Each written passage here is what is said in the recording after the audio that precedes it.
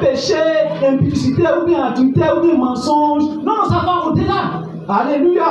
Ça va au-delà. Donc je ne dis pas que l'impureté ne couvre pas ce côté-là. Mais ça va aussi au-delà. Amen. Donc si la pureté est un exemple dans la pureté, il y a la pureté que moi j'appelle la pureté corporelle, c'est-à-dire avec le corps, dans le corps, tout ce qu'on voit physique. En dehors du péché, par le péché là, ça vous connaissez déjà. Il est impur, c'est qu'il a menti, ou bien vit dans la débauche, c'est quelqu'un qui vit dans la prostitution, on appelle impur. Mais au-delà de ça, il y a d'autres impuretés, bien aimé, qu'on n'a pas mis accent dessus. On n'a pas mis accent dessus. Par exemple, quand tu viens dans la présence de Dieu, ici, ce n'est pas de faire couper défiler de mort, mais il faut bien t'habiller. Alléluia. Il faut bien t'habiller, puis parce que tu viens devant le roi de gloire.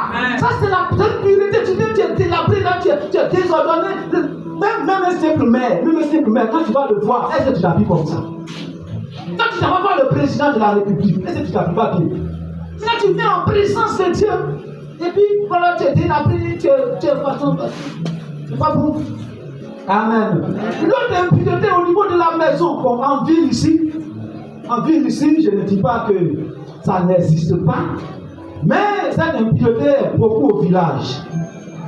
La maison est sale. Ta maison. Est-ce que tu nettoies au moins ta maison? Est-ce que tu laves ton drap qui est sur lui? Amen. Ta maison est sale. Les habits sont désordonnés. Rien ne va dans la chambre. Excusez-moi, les enfants sont parmi nous. Il y a les hommes, les femmes. Il y a votre habit intime là, c'est sur le lit. Ça est là. Voilà, caleçon de monsieur aussi, il est accroché là. Voilà. Tout est désordonné. C'est votre chambre, ce n'est pas à partager. Mais n'oubliez pas que c'est dans cette chambre-là que vous appelez le roi de gloire. Alléluia. C'est là que vous appelez le roi de gloire. Il faut que votre chambre soit bien organisée.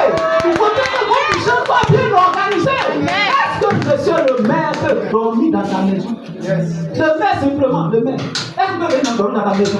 Parce que les habitations sont là, tout est désordonné. Tu te lèves au matin, tu t'en vas, rien ne va. Au village, les gens préparent. Moi, je suis Yacouba, ça va tôt. Tu prépares. Ça fait 2 jours. Ce qui est en marmite, tu n'as pas encore lavé, ça est là devant la porte. Ça est là. Et puis les mouches là se promènent dessus. Quand on rentre dans la maison, odeur n'est pas odeur. Ça c'est de l'impureté. Il faut mettre l'accent dessus. Alléluia. Soyons un exemple. Amen. Soyons un exemple. La maison là, quand on rentre même, on ne sait pas où on va s'asseoir. Ça ne vient pas de Dieu. Amen. Corrigez. Alléluia. Amen. Dans vos fauteuils. Les fauteuils là ne sont pas des placards. Ne mettez pas les habits dans le fauteuil. N'importe comment. C'est quand l'étranger vient. Oh, les enfants là même vraiment. Et puis ça va boule. Alléluia. Amen. Soyez de bon.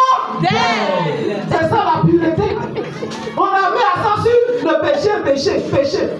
Oh, pourtant le corps de Nama était pur. Il faut que ton corps soit pur. Si ton corps est pur, c'est que ta maison est pure. Alléluia. Amen. Soyons purs, soyons un exemple, bien-aimé. Que le Seigneur nous bénisse. Dieu est prêt pour nous. Dieu lui-même, il est prêt. Il veut faire de grandes choses. Il veut décanter les situations dans nos vies. Il veut se glorifier à travers nous. Il veut que nos prières soient exaucées. Mais ce sont ces choses-là, souvent bien aimées, qui font que la main de Dieu est retenue. Mais la Bible nous interpelle aujourd'hui d'être un modèle. Alléluia. Et nous savons que nous allons prendre un bon usage et nous allons mettre en pratique ces choses pour que le nom de Dieu soit glorifié dans nos vies. Amen. Amen. Amen. Amen.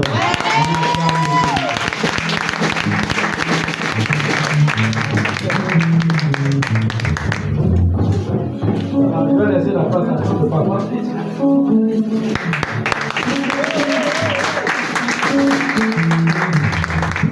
Alléluia. Amen. On acclame encore le Seigneur.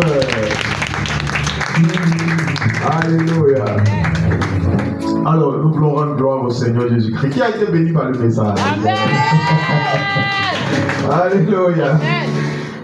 Moi, j'étais assis, mais j'ai été très heureux. Je me suis reconverti. Alléluia. Voilà, je rends grâce au Seigneur pour tout ce qu'il fait. Le Seigneur nous instruit tantôt d'une manière, tantôt d'une autre. Alléluia. Et ce message qui est sorti, c'est un message qui nous fait beaucoup de bien. Maintenant, là, moi, il n'y a plus prêché ici. Amen, non? Amen. Je vais chercher ailleurs.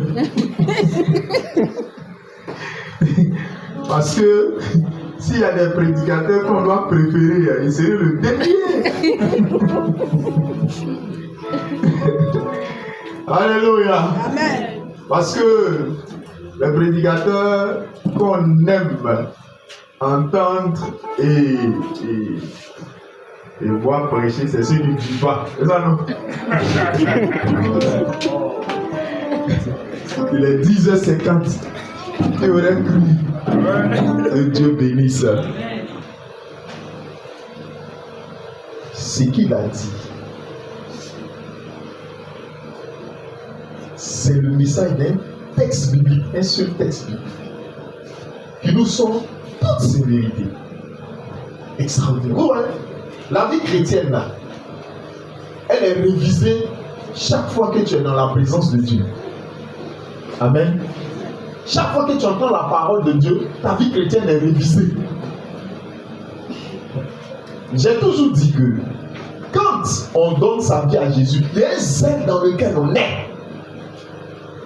On a un zèle particulier. On est zélé. Et tout roule. La Bible dit, tu ne mentiras pas, tu ne mens pas. Ta bouche est saine. Tu ne voleras pas, non, tu n'es pas dedans, tu viens de te compétir. C'est le feu, c'est la flamme, c'est tout. Tu veux être le meilleur pour le ciel.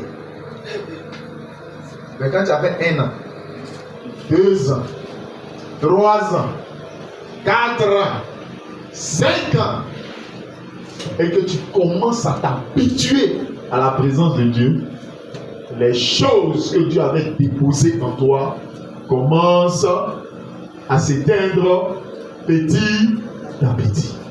Et c'est sur ça que nous devons veiller. C'est pour ça que Dieu nous parle chaque jour. Et c'est sur ça que nous devons veiller. C'est pourquoi Dieu ne veut pas qu'on manque sa présence. Alléluia. Dieu ne veut pas qu'on manque sa présence. Dieu veut qu'on entende sa voix. Ce qu'il veut nous dire. C'est ce vers quoi il veut nous orienter. Il veut qu'on entende sa voix. Et ce matin, moi, j'ai entendu la voix de Dieu. Alléluia. Moi, je ne sais pas si toi tu as entendu la voix de Dieu, mais moi j'ai entendu la voix de Dieu. Être un modèle, c'est une grosse responsabilité. Être un modèle. C'est à cause de ça, beaucoup de personnes ne veulent pas afficher dans leur quartier qu'ils sont chrétiens. Parce que c'est à partir du moment où tu dis que tu es chrétien, que tu veuilles ou pas, tu vas devenir modèle forcé. Parce que c'est toi que tout le monde va regarder pour vivre. Dans la coupe là, qui verse l'eau devant Paul de sa camarade. On va regarder. Alléluia. C'est une grosse responsabilité. C'est pourquoi j'ai été vraiment heureux, béni d'entendre le message. Ce message merveilleux. Il a parlé d'être fidèle. C'est ça, non? Hein? Tu as parlé de ça, non? Hein? On va parler d'être fidèle. Le texte dit, mais sois un modèle pour les fidèles. Voilà. C'est être un modèle pour les fidèles. Et il dit quoi? En parole. Sois un modèle pour les fidèles, c'est-à-dire pour les autres. Il faut être ce modèle-là en parole, n'est-ce pas? En conduite. Ensuite, en charité. Charité, c'est quoi? C'est l'amour. Et puis quoi? En foi et enfin en pureté. Il a extraordinairement tout dit. Et je veux dire merci au Seigneur. Mais un exemple en conduite. Quand j'ai entendu ça, je me suis dit que fallait être un grand chauffeur. Amen. Amen. Est-ce que c'est de ça qu'il s'agit? C'est pas être un grand conducteur. Parce que quand tu écoutes la parole de Dieu, qu'il y a des parties où tu ne te sens pas concerné, c'est pas ton problème. N'est-ce pas? Voilà. Si on dit être un modèle en conduite, et la conduite, tu vois ça comme conduire une voiture, est-ce que ça tu conduis une voiture? Donc tu n'es pas concerné. Ça, Dieu veut parler à ceux qui conduisent en voiture, mais Dieu ne parle pas à ceux qui conduisent. Il dit conduite. Et il a si bien dit, c'est le comportement. Comment tu marches devant les gens? Comment tu te comportes avec les gens? C'est très important. Et c'est des choses sur lesquelles c'est l'essentiel de la vie chrétienne. C'est qu'il a partagé avec nous. C'est vraiment l'essentiel, doucement. C'est l'essentiel de la vie chrétienne. L'essentiel. Tu vas beau parler en langue. Si tu te conduis mal, on te vomit.